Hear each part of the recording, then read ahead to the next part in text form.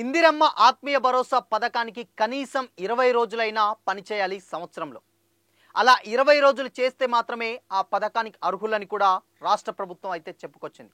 మరి ఇప్పుడు ఏమన్నా మార్చిందా? అసలు ఎన్ని రోజులు పనిచేస్తే ఇందిరమ్మ ఆత్మీయ భరోసా వస్తుంది? గతంతో పోలిస్తే ఇప్పుడు సంఖ్య పెరిగిందా, తగ్గిందా? తెలుసుకుందాం. నమస్తే, వెల్కమ్ టు దిశ టీవీ.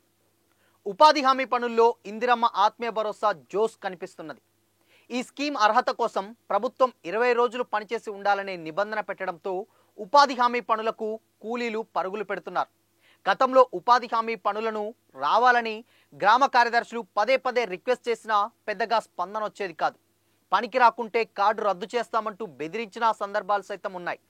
అయినా కానీ వచ్చేవాళ్ళు మాత్రం అంతంత మాత్రమే. కానీ ఇప్పుడు చాలామంది ఉపాధి హామీ కూలీలు పనుల గురించి ఆరా తీస్తున్నారు. ఎక్కువ సంఖ్యలో పని రోజులు నమోదు చేసుకోవడానికి మొగ్గు చూపుతున్నారు.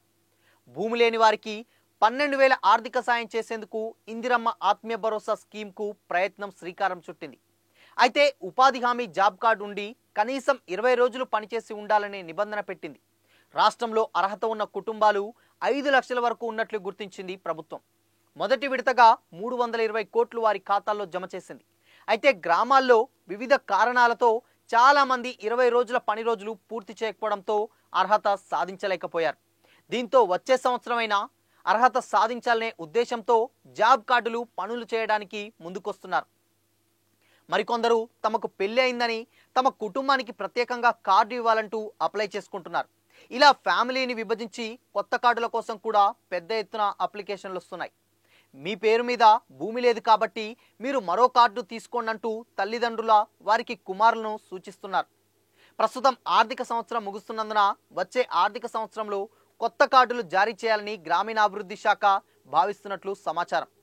గత ఏడాదితో పోలిస్తే ప్రస్తుతం ఆర్థిక సంవత్సరం అక్టోబర్ నుంచి అన్ని నెలల్లోనూ పని రోజులు ఎక్కువయ్యాయి. దీంతో గత సంవత్సరం కంటే ఎక్కువ పని రోజులు నమోదవుతాయని అంచనా వేస్తున్నారు. 2024-2025లో కేంద్ర ప్రభుత్వం రాష్ట్రానికి 12 కోట్ల పని రోజుల్ని మంజూరు చేసింది. ఈ నెల 24వ తేదీ వరకు 10,81 లక్షల పని రోజులు పూర్తయ్యాయి. ఉపాధి హామీ చట్టం కావడంతో ఎన్ని రోజులు పనిచేసినా ఆ కూలీలకు కూలీ చెల్లించాల్సిన బాధ్యత కేంద్ర ప్రభుత్వంపై ఉంటుంది. ఈ నేపథ్యంలోనే కూలీ పని రోజులకు గరిష్ట నిబంధన లేదు. మార్చి నెల చివరి వరకు ఎన్ని కూలీ పని రోజులైనా చేసుకునే వెసులుబాటు ఉంది. ఫిబ్రవరి 11న రాష్ట్ర వ్యాప్తంగా 52,000 మంది కూలీలు పనిచేయగా ఫిబ్రవరి 24న 118,000 నుండి ఉపాధి హామీ పనులకు హాజరయ్యారని గ్రామీణాభివృద్ధి శాఖ లెక్కలు స్పష్టం చేస్తుంది.